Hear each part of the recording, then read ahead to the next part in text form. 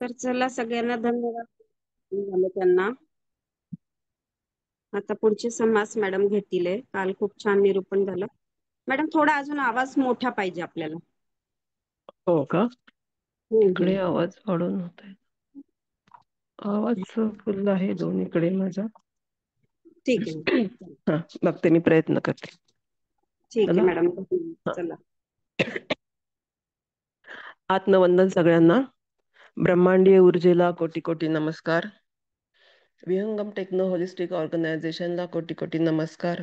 सुदर्शन पिरामिडला कोटी कोटी नमस्कार. मंगल मॅडमनी आज मला ही दासबोध वाचनाची निरूपणाची जी संधी दिली आहे त्यासाठी मंगल मॅडमला नमस्कार. श्री समर्थ रामदास स्वामींना नमस्कार आणि ह्या ग्रंथराज दासबोधाला नमस्कार. आपल्या सर्वांनाही माझे आत्मवंदन. काल आपण पहिले 3 समास बघितले. पहिला आत्मा आणि आत्मविवेक, दुसरा सारासार निरूपण आणि तिसरा उभारणी निरूपण. आता आज आपण चौथ्या समासाला सुरुवात करूयात. चौथ्या समासाचं नाव आहे प्रलय निरूपण. काल जसं शेवटी सांगितलं की ज्या क्रमाने सृष्टीची उत्पत्ती झाली त्याच्या बरोबर उलट्या दिशेने, उलच्या ह्याच्याने सृष्टीचा संहार होतो. तर त्याच्या रिलेटेड माहिती सांगितली आहे या समासामध्ये प्रलय निरूपण. उभारणीचा जो क्रम आहे त्याच्या बरोबर उलट संहारणीचा क्रम असतो.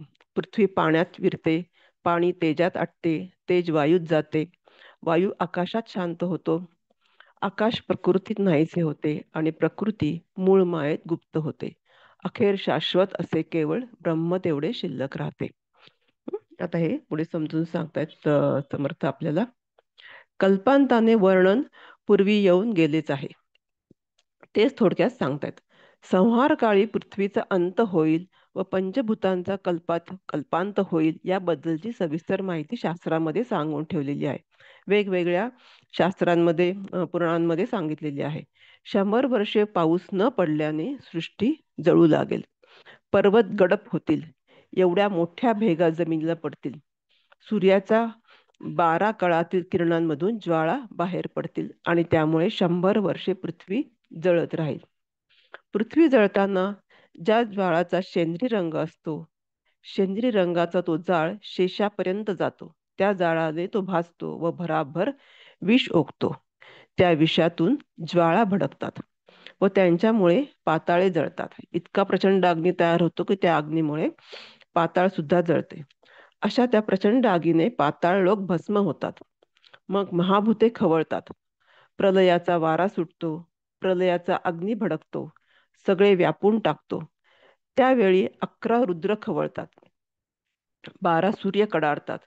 अशा रीतीने प्रलय काल आला म्हणून सर्व अग्नी एकवटून येतात. वायू आणि विजा यांचे तांडव बसतात. त्या योगाने सारी पृथ्वी तडकते, फुटू लागते. तिचा कठीणपणा चारी बाजूला पसरतो. तेथे मेरूची किंमत उरत नाही, कोणी कोणास सांभाळू शकत नाही. चंद्र, सूर्य व तारे या सगळ्यांचा एकच गोळा होऊन जातो. पृथ्वीची पूड होते आणि ती उष्णतेने धगधगू लागते. ब्रह्मांडामध्ये पेटलेल्या भट्टीत ती एकदम जळून जाते. मग भयंकर महावृष्टी होते. त्या पाण्यात जळून राख झालेली पृथ्वी विरून जाते. भाजलेला चुना जसा पाण्यात चटदिशी विरतो त्याचप्रमाणे पृथ्वी प्रलयकालच्या अतिवृष्टीमध्ये चटदिशी विरून जाते. आता जे आपण पाहतो आहे की आपलं तापमान वाढलेलं आहे. केव्हाही मे महिन्यात पाऊस पडतो आहे. जसं मॅडमने सांगितलेलं आहे की आता आपले हे सृष्टीमधलं परिवर्तन चालू आहे, त्याचाच इथे समर्थांनी उल्लेख केलेला आहे. शेष, कुर्म व वराह गेल्यामुळे पृथ्वीचा आधार नाहीसा होतो. आपला कठीणपणा सोडून ती पाण्यात विरून जाते. मग आकाशात प्रलयकालचे प्रचंड ढग प्रकट होतात आणि त्यांच्या संघर्षाचा भयंकर गडगडाट होऊ लागतो. विजांच्या कडकडाटाचा मोठा आवाज सारखा चालू होतो. डोंगरा एवढ्या मोठ्या गारा पडू लागतात, डोंगर उडतात, असा प्रचंड वारा वाहू लागतो. अगदी घनदाट अंधार पडतो, त्याला तुलनाच नाही. आकाशातून जणू काय एकत्र भरल्याप्रमाणे समुद्र आणि साऱ्या नद्या एकरूप होऊन जातात. म्हणजे प्रलयानेच अंत होणार आहेत असं जे आपण आजपर्यंत ऐकलेलं होतं तेच इथे लिहिलेलं आहे.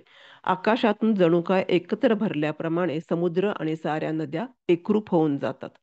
वेगळे प्रवाह नसल्याने जिकडे तिकडे पाण्या वाचून काही दिसत नाही. तेथे मासे, कासवे, सर्प असे डोंगरासारखे मोठे प्राणी दिसतात, पण घनगर्जना झाली की ते पाण्यात गडप होतात.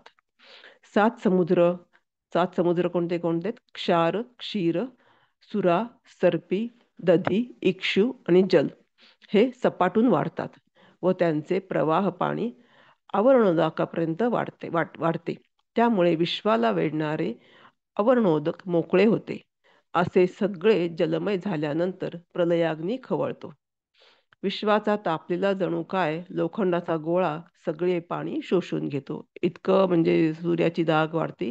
12 सूर्यांचा अग्नी येतो आणि तो एवढं जे पाडलेलं पाणी असतं ते सगळं शोषून घेतो. पाण्याच्या बाबतीत असे विलक्षण घडते. प्रलयाग्नीमुळे सारे पाणी आटते आणि मग कल्पना करता येणार नाही एवढी आग भडकते. त्या आगीला प्रलयकालचा वायू झडपतो. पदराच्या वाऱ्याने जसा दिवा विझवावा तसा प्रलयाग्नी विझतो. वायूने अग्नी विझतो. मग कल्पना करता येणार नाही असा वारा वाहू लागतो. पण आकाशाची पोकळी अनंत असून वारा थोडा असतो. सॉरी. त्या योगाने वारा त्या पोकळीत नाहीसा होतो. अशा रीतीने पंचमहाभूतांचा पसारा संपतो. अंतरात्मा आणि मूळ माया यांना स्वतःचा विसर पडतो आणि त्यांचा आकार किंवा देह वितळून जातो. मग कोणताही निर्मित पदार्थ राहण्यास जागाच उरत नाही. जिथे निसर्गच राहत नाही तिथे मानवनिर्मित कोणताही पदार्थ राहूच शकत नाही. वर सांगितलेल्या संहाराच्या धुमाकूळात सारे दृश्य नाहीसे होते. जड आणि चंचल वितळून जाते. सगळे नाहीसे झाल्यावर जे केवळ शाश्वत उरते तेच परब्रह्म होय. असा जो सृष्टीचा निर्मितीचा जो क्रम होता त्याच्या बरोबर उलटा हा प्रलयाचा क्रम आहे. म्हणजे जे पहिल्यांदा पृथ्वी पाण्यात विरते, पाणी तेजात आटते, वायू आकाशात शांत होतो, आकाश प्रकृतीत नाहीसे होते, प्रकृती मूळ मायात गुप्त होते आणि नंतर जे राहते ते फक्त शाश्वत ब्रह्म शिल्लक राहते. तर हा असा छोटासा समास होता. हा इथे संपलेला आहे, चौथा समास. आता पाचवा समास जो आहे तो आत्तापर्यंत आपण जे समास बघितले, आता 4 समास झाले आपले, तर त्या 4 समासाला समजून सांगण्याकरता समर्थांनी इथे एक कहाणी सांगितलेली. त्याचं नाव आहे कहाणी निरूपण. आतापर्यंत जे आपण या पहिल्या 4 समासात पाहिले तेच या समासात सांगितलेलं आहे, पण एका कहाणीच्या माध्यमाने सांगितलेलं आहे. या समासात विषय तोच म्हणजे विश्वाच्या उत्पत्तीचा आणि संहाराचा विषय आहे, पण तो कहाणीच्या रूपकाने सांगितला आहे. प्रकृती व पुरुष हे नवरा बायकोंचे प्रेमळ जोडपे आहे. विष्णू किंवा सत्वगुण हा त्यांचा मुलगा होय. म्हणजे प्रकृती पहिला, त्याच्यानंतर त्यांचा पहिला मुलगा म्हणजे विष्णू. विष्णूचा मुलगा ब्रह्मदेव किंवा रजोगुण. ब्रह्मामध्ये विष्णू हा सत्वगुणी आहे, ब्रह्मा हा रजोगुणी आहे. हा जाणीव नेणीव मिश्रित असतो. थोडी जाणीव असती, थोडी नसती, थोडं अज्ञान असतं, थोडं ज्ञान असतं, असा हा मिश्रित हा ब्रह्मदेव आहे. त्यामुळे तो उतावीळ आहे. व्याप वाढवण्यास योग्य आहे, कारण थोडं ज्ञान आहे, थोडं अज्ञान आहे, त्यामुळे व्याप वाढवण्यास योग्य आहे. ब्रह्मदेवाचा मुलगा रुद्र किंवा तमोगुण. विष्णू होते सत्वगुण, ब्रह्म होते रजगुण आणि ब्रह्मदेवाचा मुलगा रुद्र हा आहे तमोगुणी. हा नेणता असतो म्हणजे अज्ञानी असतो. तो मोठा रागीट असल्याने चुकले की संहार करण्याचे त्याचे काम आहे. त्याला फक्त तेवढंच माहिती, काही कुणाचं चुकलं की त्याचा संहार करायचा. पिता मूळ पुरुष शिव, माता मूळ प्रकृती शक्ती, मुलगा सत्वगुण विष्णू, नातू रजगुणमय ब्रह्मदेव, पण तू तमगुण रुद्र, असे हे कुटुंब आहे. एका या कुटुंबाच्या कथेच्या मार्फत आपल्याला समर्थ इथे ही गोष्ट सांगतायत. हा वंश बराच वाढला. प्रथमचा काळ खरोखर मोठ्या आनंदात गेला. नंतर वंश बेसुमार वाढला तेव्हा वडिलांना कोणीच मानेना. जे कलियुगात होते तसंच त्यांनी सांगितले. आपसातील भांडणांना ऊत आला. परस्परात संघर्ष निर्माण झाला आणि अखेर सर्वांचा निपात झाला. अशा रीतीने सारा वंश निर्वंश झाला. मौजेने अशा प्रकारचे रूपक मांडून श्री समर्थ सांगतात की ही कहाणी सदैव घडणारी आहे. म्हणजे नेहमी हेच रिपीट होत असतं. शहाण्या माणसाने ती समजून घ्यावी, तिचे मनन करावे, अनुभव घ्यावा, तत्वांचे कोडे उकलावे, म्हणजे आत्मा काय अनात्मा काय हे समजून घ्यावं. सारासार विवेक ठेवून निर्णय घ्यावेत, निवड निवड करावी. तत्वांचे कोडे उकलावे आणि निस्संदेह व्हावे, म्हणजे मग समाधान पदरात पडते.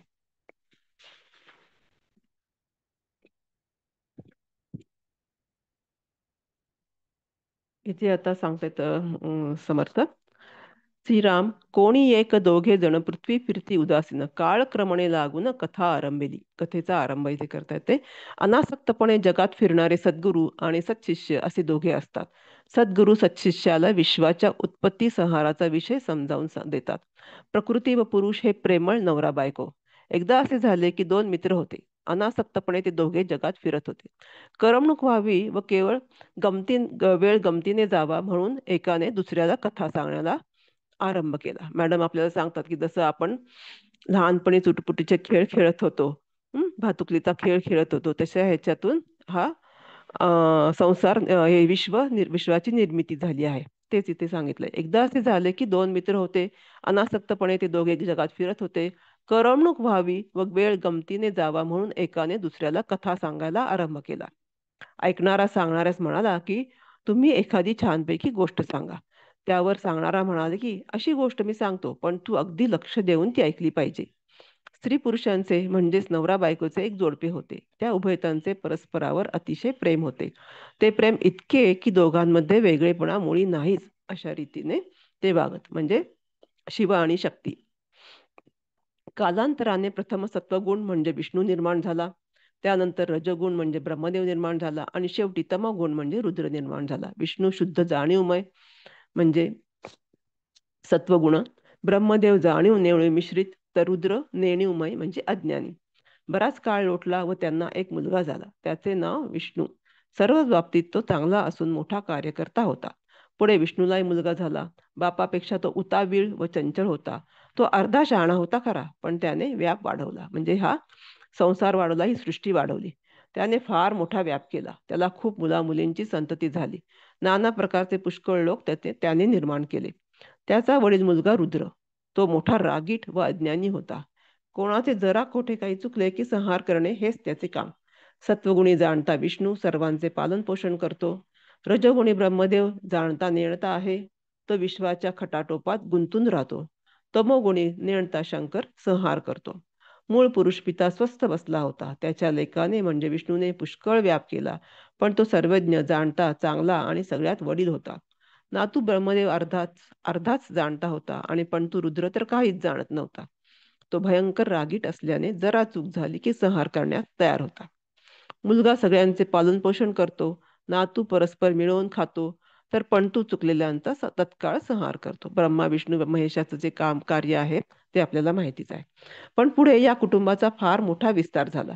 प्रथम काळ आनंदात गेला. याचा अर्थ असा की संस्कृतीच्या बाल्यावस्थेमध्ये मानव जीवन सुकर होते. पुढे अनेक विद्या वाढल्या, सुधारणा झाल्या व जीवन गुंतागुंतीचे झाले. म्हणजे सायन्स प्रगत झालं, सगळं झालं. आपल्याकडे खूप ऐशोआरामाच्या वस्तू आल्या, सगळ्या गुंतागुंती वाढल्या. त्यामुळे संघर्ष वाढला, प्रेम कमी झाले आणि अखेर युद्ध पेटून मोठ्या प्रमाणावर संहार झाला. आता जे आपण बघतोय सगळीकडे युद्ध पेटलेलं आहे तेच. या कुटुंबात नियमितपणे वंश वाढत गेला आणि खूप पसारा वाढला. पसारा वाढला तरी प्रथम बराच काळ मोठ्या आनंदात गेला, पण विस्तार जेव्हा अमर्याद वाढला तेव्हा मात्र काळ बदलला. वडिलांचे कोणीच ऐकेना, त्यांना कोणी मानिना. लोक देवाला विसरले. आपापसामध्ये संशय निर्माण होऊन बेदली उत्पन्न झाली, म्हणजे भांडण तंटा उत्पन्न झाला. सामाजिक संबंध बिघडले. फार मोठ्या प्रमाणावर गृहकलह पसरला. कुटुंब संस्था विघटित होऊ लागली. त्याच्या पायी पुष्कळ लोक मारले गेले. मोठमोठ्यांचे एकमेकांशी पटेनासे झाले. त्यामुळे बेबंदशाही माजली. आपल्या वागण्याचा परिणाम फार घोर होईल हे अज्ञानाने न कळल्यामुळे सारेजण भलत्या भरीला पडले. उन्मत्तपणामुळे यादव जसे समूळ नाश पावले, तसा येथेही सगळ्यांचा संहार झाला. बाप, मुलगा, नातू, पणतू या सगळ्यांचा निपात झाला. त्यामुळे त्यांच्या मुली, त्यांचे मुलगे, त्या मुलाबाळांचे हेतू व त्यांच्या जीवनकथा यापैकी काहीही यत्किंचित शिल्लक उरले नाही. हा जो विश्वाच्या उत्पत्तीचा आणि संहाराचा विषय रूपकाने वर्णन केला, त्याच्यावर मनन करावे आणि मूळ मायापर्यंत पोचावे अशी समर्थांची इथे इच्छा आहे, किंवा ते आपल्या समर्थ इथे सांगतायत. कथेचा सार काय आहे किंवा त्याच्यातून आपण काय घ्यायचंय ते आहे. ही कहाणी मी सांगितली, तिचे मनन करणारा जन्म मरणाच्या चक्रातून मुक्त होतो, जो या गोष्टींमध्ये अडकत नाही. वरती जी कथा सांगितलेली आहे, नवरा बायकोंचं जोडपण, त्यांचे 3 मुलं, ह्यांची जी गोष्ट सांगितली, जो या कथेमध्ये कहाणीप्रमाणे या मायेत अडकत नाही, तो जन्म मरणाच्या चक्रातून मुक्त होतो. श्रोता आणि वक्ता स्वानुभवाने धन्य होऊन जातात. ही कहाणी मोठी अपूर्व आहे, ती सारखी घडत राहते. इतके सांगून स्वामींनी आपले बोलणे थांबवले. आमची कहाणी सरो, ती तुमच्या अंतःकरणात भरो. या कहाणीवर कोणीतरी मनन करो. चुकत माकत जेवढे आठवले तेवढे एकत्रित करून सांगितले. त्यात जे कमी जास्त झाले असेल त्याबद्दल श्रोत्यांनी क्षमा करावी. अशी ही कहाणी जे निरंतर अत्यंत विवेकाने ऐकतात ते जगाचा उद्धार करतात. म्हणजे ते आपण श्रवण करायचं, त्याच्यावर मनन चिंतन करायचं आणि त्यातून बाहेर यायचं, हा सगळ्याचा इथे उद्देश आहे.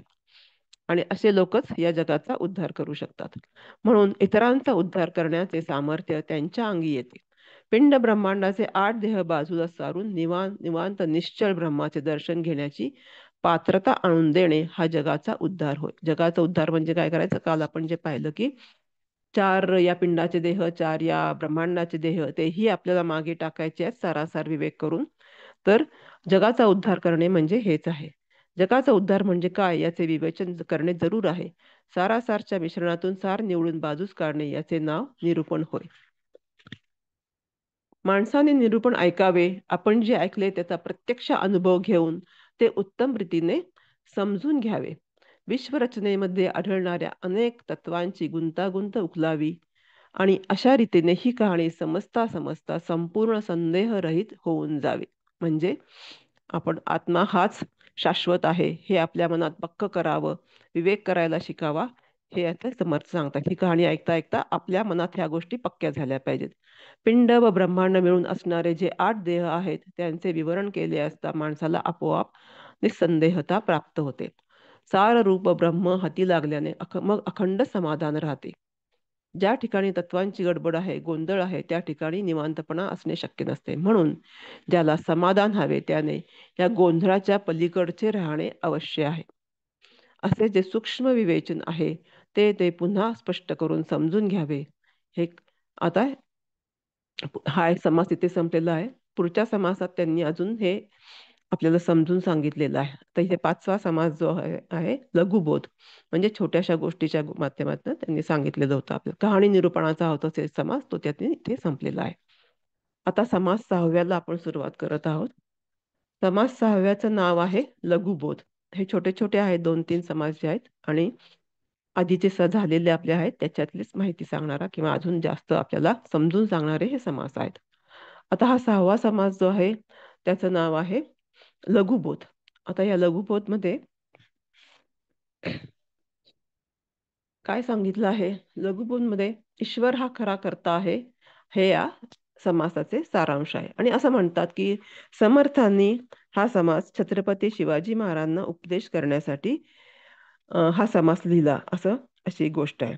पंचमहाभूतांचा पसारा, त्यांचा नाश, त्यांची ओळख, त्यांचं गुण नाम रूप हे शेवटी नाशवंत आहे. मी करता आणि मी भोगता हा भाव सुद्धा खोटा.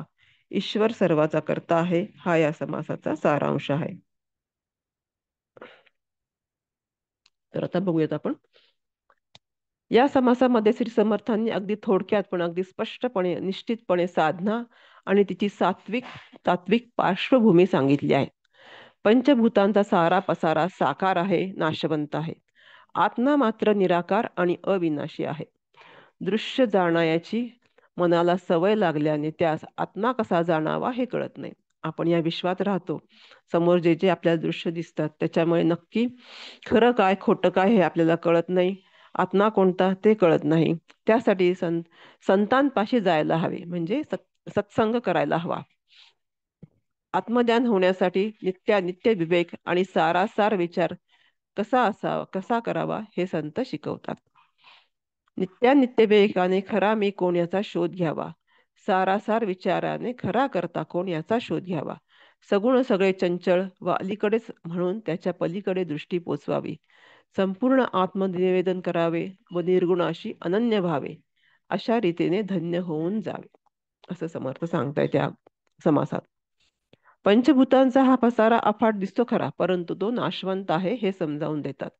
ज्यांना पंचतत्वे म्हणतात त्यांची नावे शिकून घ्यावी, त्यानंतर प्रत्यक्ष अनुभवाने त्यांचे स्वरूप जाणून घ्यावे. त्यांच्यामध्ये शाश्वत कोणते व अशाश्वत कोणते हे प्रत्यक्ष प्रमाणाने निश्चित करावे. आता पंचभूतांचा विचार करू. त्यांची नावे काय, त्यांचे स्वरूप काय, त्यांच्यात सारासार काय, हे सगळे आता निश्चितपणे सांगतो. ते लक्षपूर्वक ऐकावे असं आपल्याला समर्थ सांगता येते.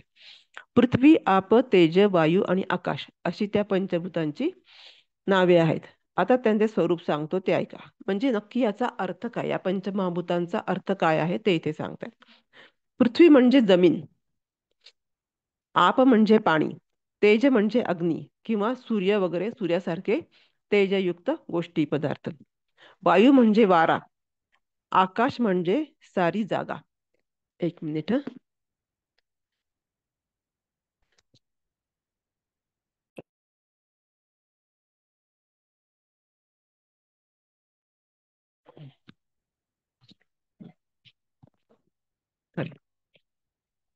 वायू म्हणजे वारा, आकाश म्हणजे सारी जागा म्हणजे पोकळी.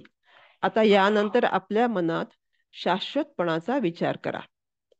व्यवहारात भाताचे एक शीत चाचपून पाहतात, त्यावरून सबंध भाताचे स्वरूप ध्यानात येते. म्हणजे जेव्हा आपण इथे भात शिजला की नाही हे कसं बघतो, की भाताचं एक शीत तेवढं आपण दाबून पाहतो, सगळा भात काही दाबून बघत नाही. तसं आपल्याला ओळखायचं आहे ते. त्याचप्रमाणे थोड्या अनुभवावरून सबंध दृश्य विश्वाचा स्वभाव समजून घ्यावा. पृथ्वीच्या बाबतीत असे आढळते की मातीची रचना करता येते, पण ती रचना मोडते.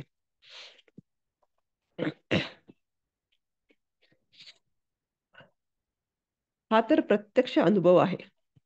म्हणजे पृथ्वी शाश्वत नाहीये, कारण पृथ्वीवरती जी काही रचना होती ती मोडती, त्याच्यामुळे पृथ्वी शाश्वत नाहीये. या दृश्य विश्वामध्ये अशा कितीतरी रचना होतात व कालांतराने त्या मोडतात. म्हणून जे रचले जाते ते मोडते. काय म्हणतात तिथे समर्थ, जे रचले जाते ते मोडते, हे पृथ्वीच्या बाबतीत अनुभवास येते. त्याचप्रमाणे पाणी आटून जाते, अग्नी पेटतो व विझून जातो, आणि वारा वाहतो व थांबतो.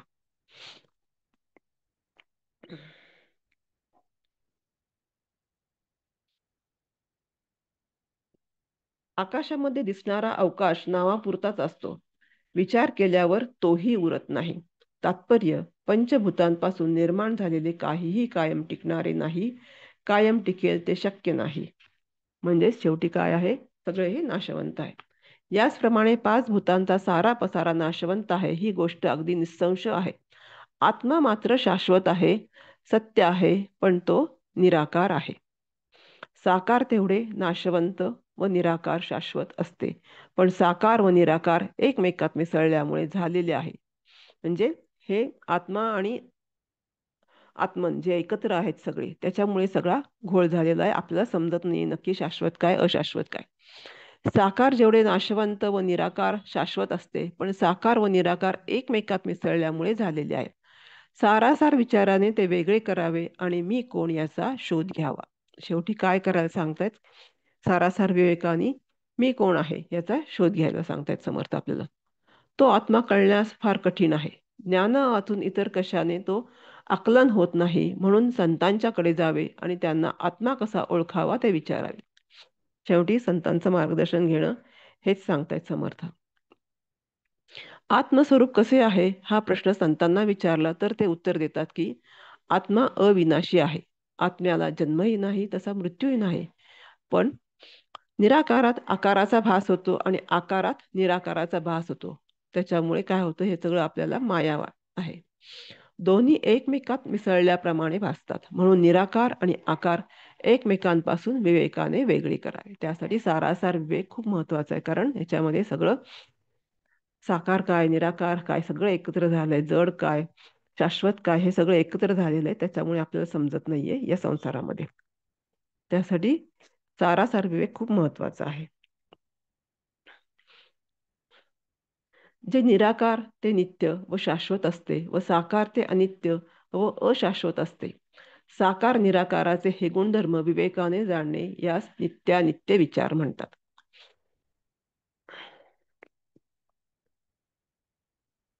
त्याचप्रमाणे जे सारे जे सार आहे त्यात असाराचा भास होतो आणि जे असार आहे त्यामध्ये साराचा भास होतो.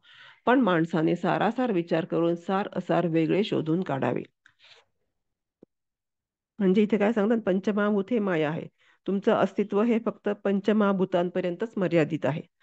शरीर हे पंचमहाभूतांचा गोळा आहे आणि त्यात आत्मा हा एक आहे. तसेच हे ब्रह्मांड पण पंचमहाभूतांचा गोळा आहे आणि त्याचा आत्मा म्हणजे शिव आहे. हे तुम्ही इथे जाणून घ्या असं सांगतायत.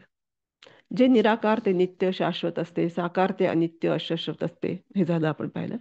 त्याचप्रमाणे जे सार आहे त्यात असाराचा भास होतो आणि असार होत आहे त्यामध्ये साराचा भास होतो.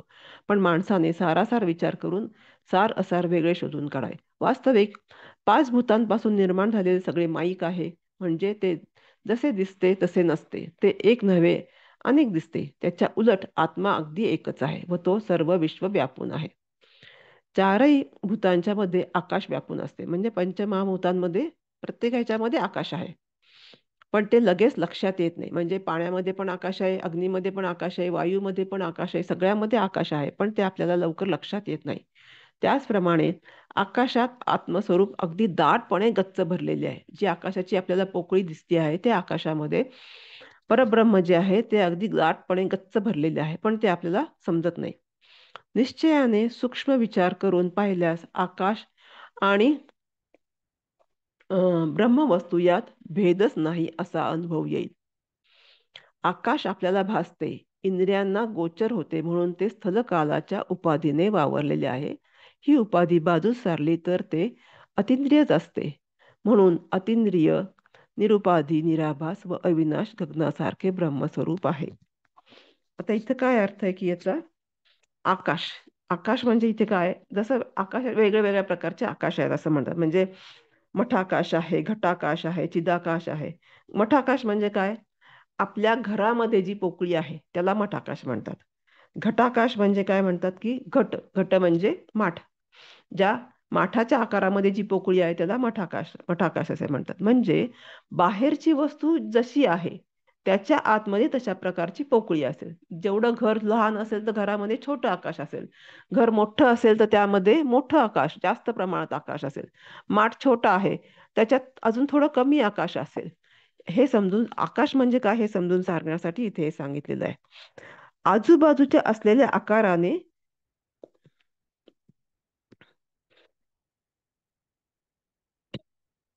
आजूबाजूच्या असलेल्या आकाराने त्याला त्या आकाराची उपाधी मिळाली.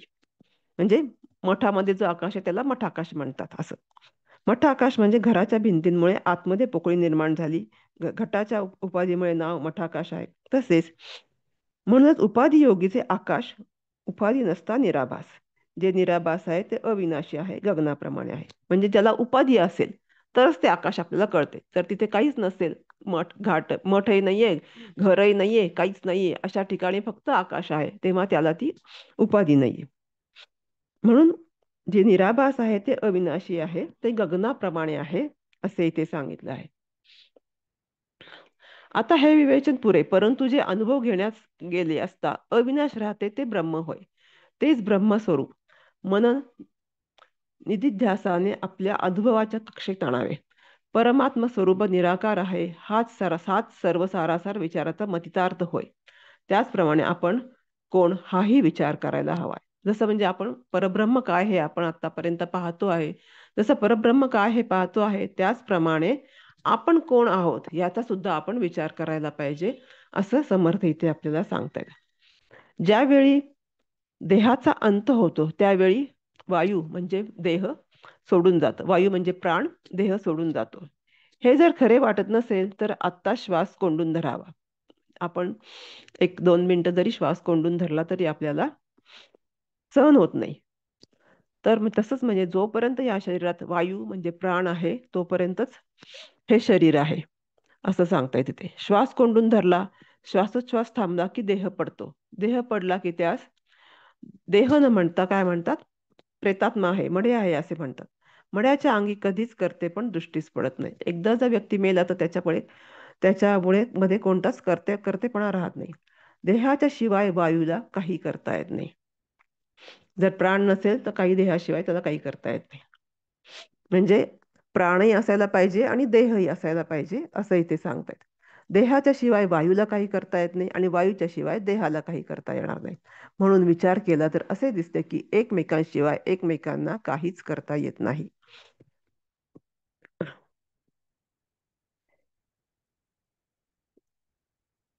प्राण असल्याशिवाय इंद्रिय देह काही करू शकत नाहीत आणि नुसता प्राण असून देहाशिवाय काही करू शकत नाही. फक्त तारे, म्हणजे इथे कसं, असं आपण आधी एक तारेच्या विजेचं उदाहरण सांगितलं होतं. फक्त तारेमध्ये वीज वीज असून काही उपयोग नाही आणि वीज आहे पण लाईट नाही, त्याचाही काही उपयोग नाही. तर तारेमध्ये वीजही पाहिजे आणि प्रकाश देण्यासाठी लाईटही पाहिजे. तसं प्राणही पाहिजे आणि देहही पाहिजे असं इथे सांगितलेलं आहे. वरवर सहज पाहिले तर माणूस दिसतो, विचार करून पाहिले तर काहीच नाही असे दिसते. यावरून अभेद भक्तीचे लक्षण काय ते ओळखावे. मी करता आहे असे जर म्हटले तर सर्व गोष्टी आपल्या इच्छेप्रमाणे घडून येणे अवश्य आहे. इथे काय म्हणतात, जर आपण असं म्हटलं मी स्वतः करता आहे, माझ्यापुढे सगळं चालू आहे, असं जर इथे आपण म्हटलं तर मग आपल्याला जे हवं तेच प्रत्येक वेळी व्हायला पाहिजे. पण असं घडत नाही. त्यामुळे जर त्या तशा घडत नसतील तर मी करता आहे हे म्हणणे अगदी व्यर्थ मानले पाहिजे. मी करता नाहीये हे आपल्याला जे समर्थ समजून सांगतायत, त्यासाठी हे त्यांनी उदाहरण दिलेलं आहे. म्हणून मी करता नाही हे आपोआपच अनुभवास येते. मी करता नाही हे जर खरे तर मी भोगता नाही हे देखील तितकेच खरे ठरते.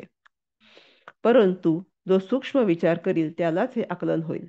ज्याला असा विचार करता येत नाही त्याला हे कळणार नाही. म्हणजे इथे सांगतात की कोण करता आहे कोण भोगता आहे हे समजण्याकरता सूक्ष्म विचार केला पाहिजे. सूक्ष्म विचार केल्याने सारासार विवेकानेच हे तुम्हाला कळणार आहे. जो माणूस हा इतका सूक्ष्म विचार करू शकत नाही त्याला यातले काही कळणार नाही असे इथे समर्थ सांगतात. ज्याप्रमाणे प्रकाश व अंधार एकमेकांच्या उलट असतात, त्याचप्रमाणे सूक्ष्म विचार करणे आणि तसा विचार न करणे एकमेकांस विरोधी आहेत. काय सांगितले ते समर्थांनी?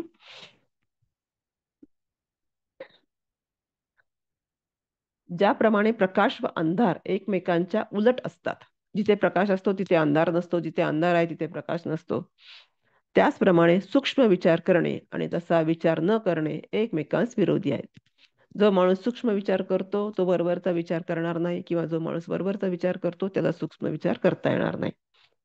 विकार पावणारे दृश्य पंचभौतिक विश्व आणि निर्विकार ब्रह्मवस्तू दोन्ही अगदी भिन्न आहेत. म्हणजे हे विश्व हे एक वेगळा प्रकार आहे आणि परब्रह्म हे अगदी भिन्न आहे.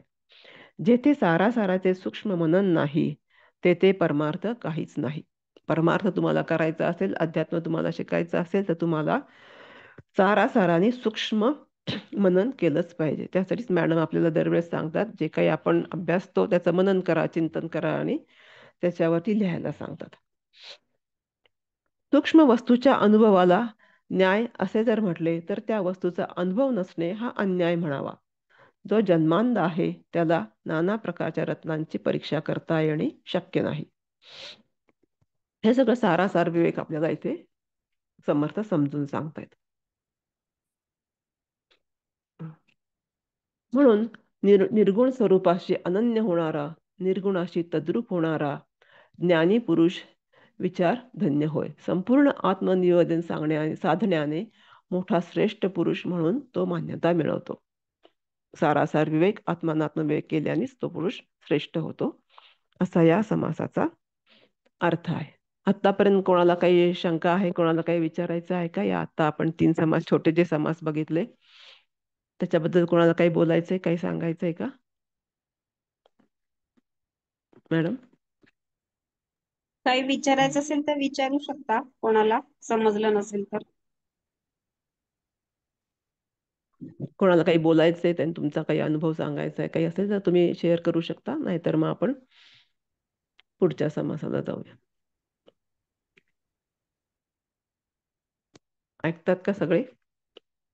का बोर झालंय? छान सांगताय मॅडम तुम्ही तर.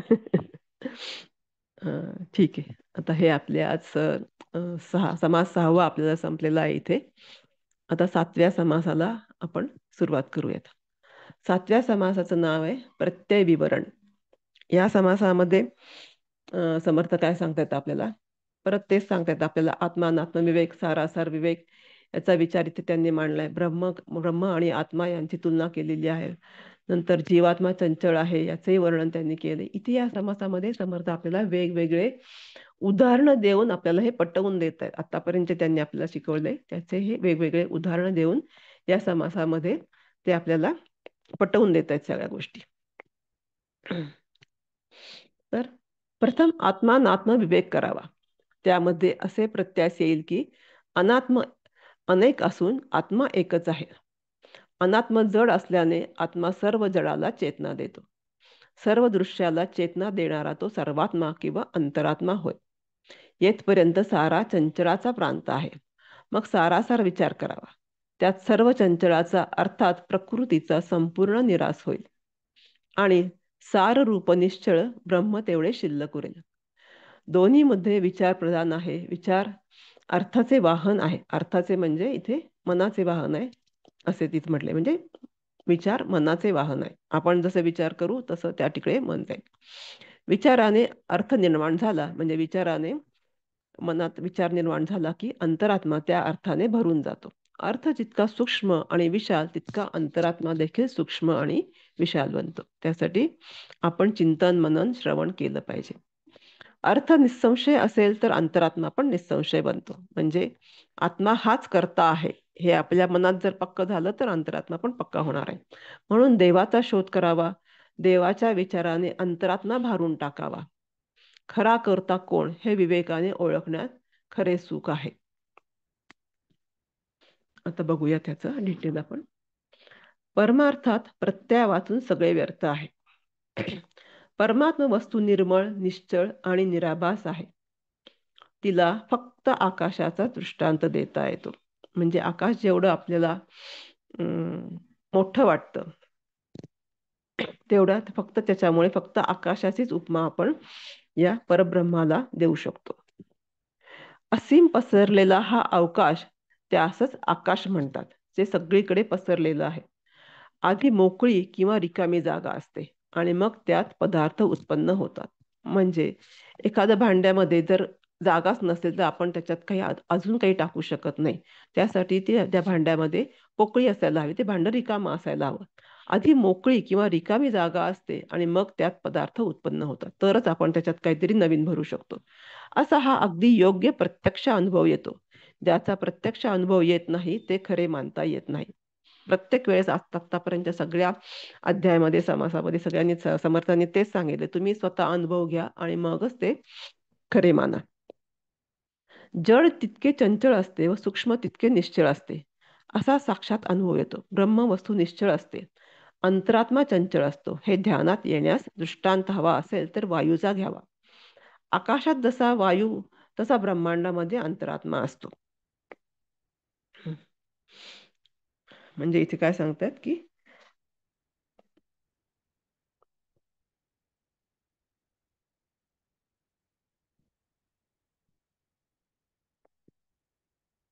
घटाकाश हा दृष्टांत ब्रह्माला देतात आणि घटातील पाण्यात पडणाऱ्या प्रतिबिंबाला अंतरात्म्याशी जोडतात.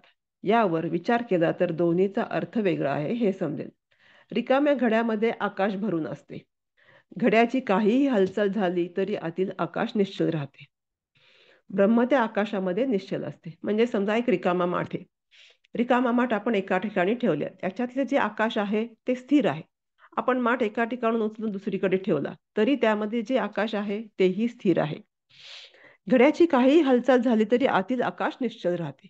त्यातलं जे आकाश आहे पोकळी आहे ती आहे तशीच राहते. ब्रह्म त्या आकाशासारखे निश्चल आहे. ज्या घटामध्ये जी पोकळी आहे तसं ते ब्रह्म हे निश्चल आहे. पण समजा घड्यात पाणी भरले. आता आपण त्या घटात पाणी भरले, ते पाणी हलू शकतं किंवा जे आता जो पाणी भरलेला जो तो माठ आहे तो जर आपण एका ठिकाणाहून दुसऱ्या ठिकाणी हलवायला गेलो तर त्या पाण्याच्या उपाधीमुळे त्यामध्ये पडलेले आकाशाचे प्रतिबिंब घट्याच्या हालचालीने चंचल भासते. आधी जे स्थिर होतं आकाश स्थिर होतं त्याच्यामध्ये, पण आता आपण त्याच्यात पाणी भरलं, त्याच्यात जर चंद्राचं प्रतिबिंब पडलं आणि आपण आता जर माठ हलवला तर ते प्रतिबिंब हलता येते. म्हणजे पाण्याच्या उपाधीने त्याला चंचलता प्राप्त झाली आहे. आकाशाचे प्रतिबिंब घड्याच्या हालचालीने चंचलसे भासते. जाणीवरूप अंतरात्मा त्या प्रतिबिंबाप्रमाणे चंचल आहे. म्हणजे जो खरा आत्मा आहे तो निश्चल आहे, पण जे त्याचं प्रतिबिंब आहे ते प्रतिबिंबाप्रमाणे चंचल आहे. जे प्रत्येक देहामध्ये आत्म्याचं जे प्रतिबिंब आहे, म्हणजे आपल्या प्रत्येकामध्ये जो आत्मा आहे ते त्याचं प्रतिबिंब आहे आणि ते चंचल आहे. खरा जो आत्मा आहे, परब्रह्म आहे, ते निश्चळ आहे. पण आपल्यामध्ये जे आहे त्याचं रूप जे आहे ते चंचल आहे. आकाश एकच आहे, ते निश्चळ आहे. पाण्याच्या उपाधीने ते चंचलसे भासते. पाण्यामध्ये त्या पाण्याचा त्याला संबंध आला म्हणून ते चंचल झाले. त्याचप्रमाणे ब्रह्म एकच आहे, ते निश्चळ आहे. अविद्येच्या उपाधीने तेच अंतरात्मा या रूपाने चंचलपणे अनुभवास येते. जेव्हा त्या परब्रह्माला अज्ञान प्राप्त होते, जेव्हा तो त्याचं ज्ञान विसरतो, तेव्हा त्याच्यामध्ये चंचलपणा येतो. जे जे झाले, उत्पन्न झाले, ते ते सर्व भूत होय, म्हणजे ते सर्व नष्ट होणार. जे जे उत्पन्न होते ते ते नाश पावते. यावरून जे जे येते आणि जाते ते सारे चंचल होय असेही ओळखावे. चंचल कशाला म्हणायचं ते इथे उदाहरणाने समर्थांनी आपल्याला सांगितलंय. अविद्या जड स्वरूप आहे, म्हणजे तिचा नाश होणार आहे. अंतरात्मा चंचल आहे. अविद्या जणू काय जड कापूर आणि अग्नी जणू काय चंचल आत्मा आहे. इथे आता कापूर आणि अग्नीचं उदाहरण दिलेलं आहे. जड आणि चंचल हे समजून सांगण्यासाठी समर्थांनी इथे कापूर आणि अग्नीचं उदाहरण दिलेलं आहे. काय सांगतायत? अविद्या जड स्वरूप आहे, अंतरात्मा चंचल आहे. अविद्या जणू काय जड कापूर, अविद्या म्हणजे जड कापूर आहे, आणि अग्नी जणू काय चंचल आत्मा आहे. कापूर पेटला की कापूरही संपून जाणार आहे, आणि कापूर संपला की अग्निही विझून जाणार आहे. त्याचप्रमाणे अविद्या नाहीशी झाली की अंतरात्मा नाहीसा होऊन निश्चळ ब्रह्म शिल्लक राहते. जो चंचल आत्मा होतो तोही निघून जाणार आहे. जड म्हणजे ह्या देहामध्ये हा जड देहही निघून जाणार आहे. देह गेला की सावली पण जाते. अजून एक उदाहरण आहे. जोपर्यंत देह आहे तोपर्यंत या देहाची सावली आहे. देह गेला की सावली पण जाते. परब्रह्म हे निश्चळ आहे, पण आत्मा हा देहात असल्यामुळे आणि त्यामुळे देहाची हालचाल होत असल्यामुळे आत्म्याला चंचल म्हटले आहे. कापूर जाळला की कापूर अग्नी दोन्ही शिल्लक राहत नाही, त्याप्रमाणे मृत्यूनंतर देहही राहत नाही आणि आत्माही राहत नाही. ब्रह्म व आकाश हे निश्चळ वर्गातील आहेत, तर अंतरात्मा व वायू हे चंचल वर्गातील आहेत. काय सांगितले? ब्रह्म व आकाश हे निश्चळ वर्गातील आहेत. परब्रह्म हे निश्चळ आहे, तसं आकाश हेही निश्चळ आहे. तर अंतरात्मा व वायू हे चंचल वर्गातील आहेत. हे खरे का खोटे याची परीक्षा परीक्षकच करतात. जे म्हणजे ज्ञानी लोक आहेत तेच याची परीक्षा करू शकतात. जड किंवा स्थूल पदार्थ अनेक आहेत, तर सूक्ष्म आत्मा एकच आहे, ही धारणा होणे याचे नाव आत्मानात्म विवेक. आत्मा कोणता, जड कोणते आहे आणि आत्मा काय आहे ते तुम्हाला कळणं, ह्याचाच अर्थ आत्मानात्म विवेक. त्या आत्म्याला जगात चालवणार जगन्नायक असे म्हणतात. जड किंवा स्थूल पदार्थ अनेक आहेत, तर सूक्ष्म आत्मा एकच आहे, ही धारणा होणे याचे नाव आत्मानात्म विवेक. त्या आत्म्याला जगात चालवणारा जगन्नायक असे म्हणतात. आता इथे एक उदाहरण आहे की आकाशामध्ये चंद्र एकच आहे, पण आपण एक हे केलं की समजा जमिनीवरती 100 वेगवेगळ्या प्रकारची भांडी ठेवली. अगदी छोटी चमच्यापासून, वाटीपासून, छोटा माठ, मोठा माठ, असे वेगवेगळ्या आकाराची वेगळे भांडी ठेवली, त्याच्यात पाणी ठेवलं, तर त्या भांड्यांमध्ये त्या भांड्याच्या आकाराप्रमाणे आपल्याला चंद्राचं प्रतिबिंब दिसणार आहे. चंद्र आकाशामध्ये एकच आहे, पण आपण 100 भांडी ठेवली आहेत, त्याप्रमाणे आपल्याला चंद्राची 100 प्रतिबिंब दिसणार आहे. तेही त्या भांड्याच्या आकाराप्रमाणे, त्याच्यात किती पाणी आहे त्याच्याप्रमाणे प्रत्येकामधलं प्रतिबिंब वेगळं वेगळं दिसणार आहे. 100 प्रतिबिंब झाली इथे. खरा चंद्र एकच आहे, प्रतिबिंब आपल्याला 100 दिसतात. तर जोपर्यंत त्याच्यात पाणी भरून ठेवलं आहे तोपर्यंत आपल्याला 100 प्रतिबिंब दिसणार, भांड्याच्या आकाराप्रमाणे दिसतात. म्हणजे इथं काय आहे, निश्चळ परब्रह्म एकच आहे. जेवढे देह आहेत तेवढ्यामध्ये वेगळे वेगळे आत्मा आहेत. हे याचे आत्मा जे आपल्या देहामध्ये आहेत, इथे जेवढे केवढे लोक आहेत या पृथ्वीवरती, त्या सगळ्यांच्या लोक किंवा इतर सर्व सृष्टीमध्ये जे कोणी प्राणी वगैरे सगळे असतील, ह्यांच्यामध्ये आत्मा आहे.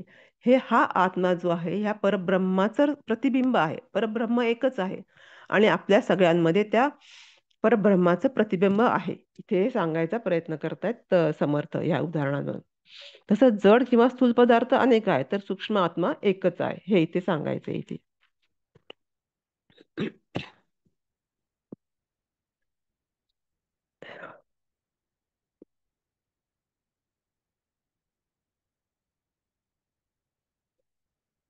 जड सारे अनात्म समजावे, त्यास अंतरात्मा चेतना देतो. सर्व जडांमध्ये राहून त्यास चेतना देतो, म्हणून त्यास सर्वात्मा म्हणतात.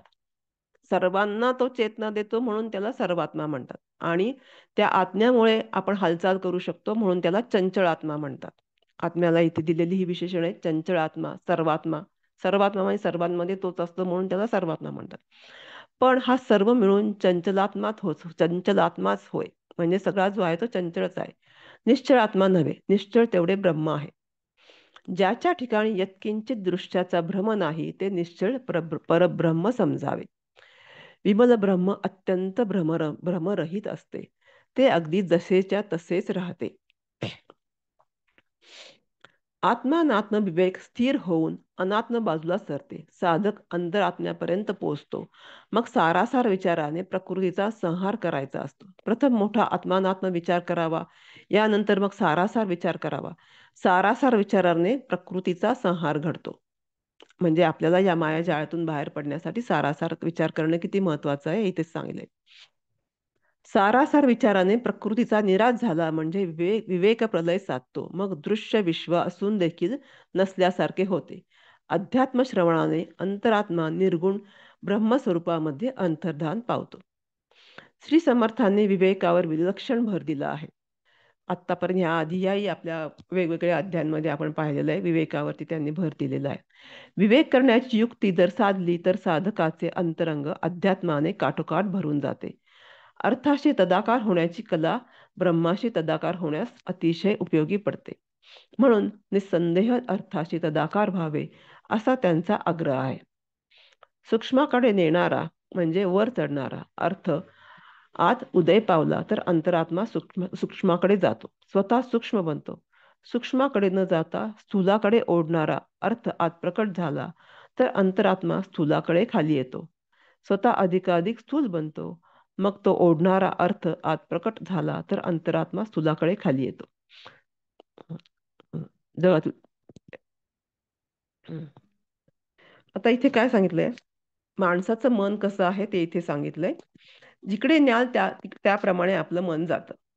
उदाहरणार्थ, एक डोंगर चढणाऱ्या माणसाला एका सत्पुरुषाने विचारले, डोंगराचा चढ कोणता आणि उतार कोणता? तर उत्तरादाखल ते सांगतात, डोंगराला उतार चढाव असे काही नाही. डोंगर एकच आहे, पण आपले तोंड उताराकडे असेल तर उतार, आणि जर आपण शिखराकडे पाहत असू तर चढ आहे. त्याप्रमाणे आपले मन आहे. आपण मनाला जर वासनेकडे नेले तर तुम्ही उतारात आहात, तुमची घसरण होते.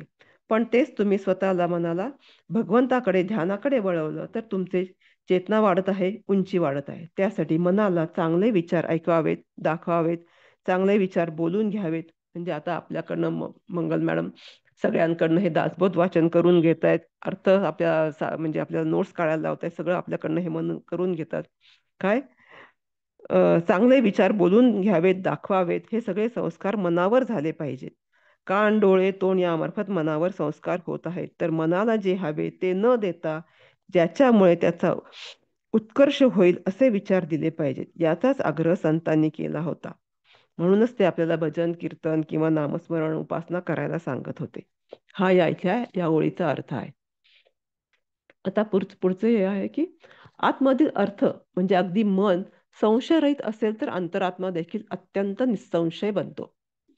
मन अनिश्चित असेल तर अंतरात्मा पण तसाच अनिश्चित स्वरूपाचा बनतो. अंतरात्मा निरनिराळ्या प्रकारच्या अर्थाशी कसा कसा तदाकार होतो त्याचे वर्णन करतात. म्हणजे जो विषय चालला असेल त्या विषयात आपलं मन रमून जातं. शृंगार, करुणा, भयानक वगैरे नवरसांचे वर्णन चालू असेल तर श्रोत्यांचा अंतरात्मा त्या रसांशी तद्रूप होतो. चावटपणा चालू असेल तर तो चावटपणाशी तद्रूप होतो. सरड्याचा गुण असा की त्या रंगाशी त्याची संगती होते, तो रंग त्याच्यावर चढतो. हे माहिती आहे आपल्याला. माणसाच्या अंतरात्म्याचे असेच आहे. म्हणून माणसाने उत्तम मार्ग शोधावा आणि त्या मार्गाने जावे. उत्तम अन्नाविषयी बोलणे निघाले तर मन त्या अन्नाशी तद्रूप बनते. एखाद्या स्त्रीचे सौंदर्य वर्णन केले तर मन त्याच्याशी तदाकार होते. अशा रीतीने ज्या पदार्थांचे वर्णन करावे त्या पदार्थांशी मन एकाकार होऊन जाते. अशी कितीतरी उदाहरणे देता येतील. वर्ण्य वस्तूंशी मन तदाकार होते का नाही हे ज्याने त्याने आपल्या अंतरीच्या अनुभवावरून ओळखावे. म्हणजे आपलं मन कुठे रमतंय, आपलं उताराकडे आहोत का चढाकडे आहोत हे ज्याचे त्याचे ज्याने त्याने ओळखावे असे समर्थ इथे म्हणतात. माणूस डोळ्यांनी जे जे पाहतो आणि कानांनी जे जे ऐकतो ते त्यांच्या अंतर्यामी घट्टपणे जाऊन बसते. त्यापैकी आपल्या हिताचे कोणते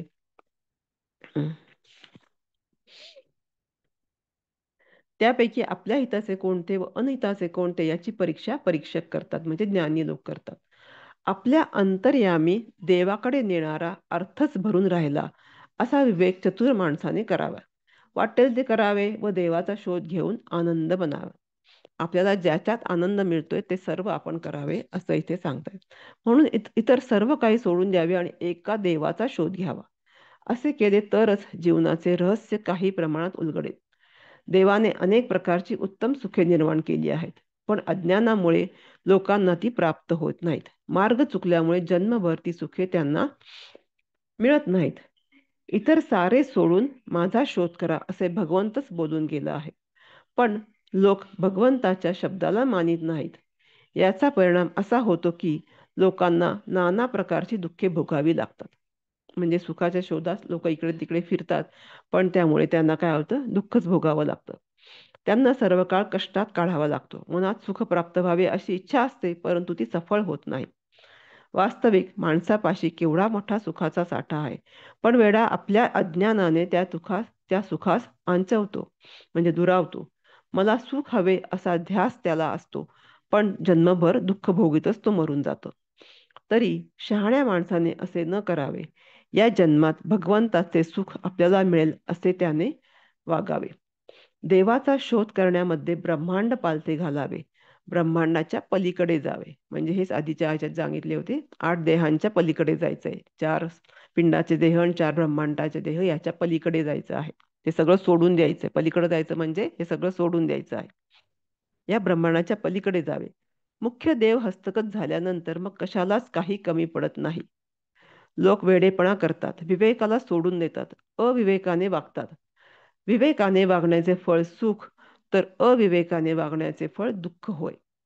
यापैकी मनाला जे पटेल ते माणसाने करावे, अगदी अवश्य करावे. म्हणजे स्वतः अनुभव घ्यावा आणि मगच काय करायचे ठरवावे असं इथे सांगताय समर्थ. खरा जो करता आहे त्याला ओळखणे याचे नाव विवेक. शेवटी परत थोडक्यात सांगतायत विवेक म्हणजे काय.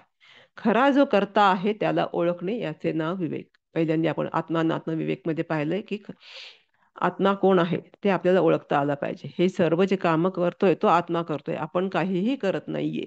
तर खरा जो करता आहे त्याला ओळखणे याचे नाव विवेक. ज्याने हा विवेक टाकून दिला तो अतिशय दुःखी होतो. चांगलं काय वाईट काय याचे जो माणूस विचार करत नाही तो अतिशय दुःखी होतो. आता हे बोलणे बस झाले. खऱ्या कर्त्याला ओळखणे यामध्ये आपले हित किंवा कल्याण आहे. शहाण्या माणसाने ते हित साधण्यास चुकू नये. हा आपल्याला मोलाचा सल्ला इथे देत आहेत समर्थ. आणि इथे 7वा अध्याय संपलेला आहे. या आधी म्हणजे पहिल्याच्या 2-3 सुरुवातीच्या समासांमध्ये जे आपल्याला समर्थाने सांगितलं ते या समासामध्ये त्यांनी आपल्याला परत सारांश रूपाने सांगितलेलं आहे, गोष्टीच्या प्रमाणे सांगितलेलं आहे. याच्यात कोणाला काही विचारायचंय, कोणाला काही बोलायचंय का? इथे आपले 7 समास संपलेले आहेत या 13व्या अध्यायातले, 13व्या दशकातले. सॉरी, कोणाला काही बोलायचे, कोणाला काही सांगायचे? इथे आपण आता थांबूयात. मग आज आपण हे पुढचा समास मोठा आहे, तर पुढचे जे राहिलेले 3 समास आहेत ते आपण उद्या बघूयात. आज आपण इथे थांबूयात. सगळ्यांचे खूप खूप धन्यवाद. तुम्ही ऐकून घेताय त्यासाठी सगळ्यांचे खूप खूप धन्यवाद मनापासून. धन्यवाद. धन्यवाद मॅडम. धन्यवाद. सुंदर धन्यवाद. सांगताय. धन्यवाद. धन्यवाद मॅडम. धन्यवाद. समजते असं वाटते, म्हणजे मी काय सांगते तुम्हाला समजते असं आशा करते मी. थोडंसं म्हणजे मला जेवढं समजतंय तेवढं मी तुम्हाला सांगण्याचा प्रयत्न करते आणि ते तुम्हाला समजतंय असे आशा करते. धन्यवाद सगळ्यांचे. धन्यवाद. उद्या भेटूयात आपण 2 वाजता. सगळ्यांचे खूप खूप धन्यवाद.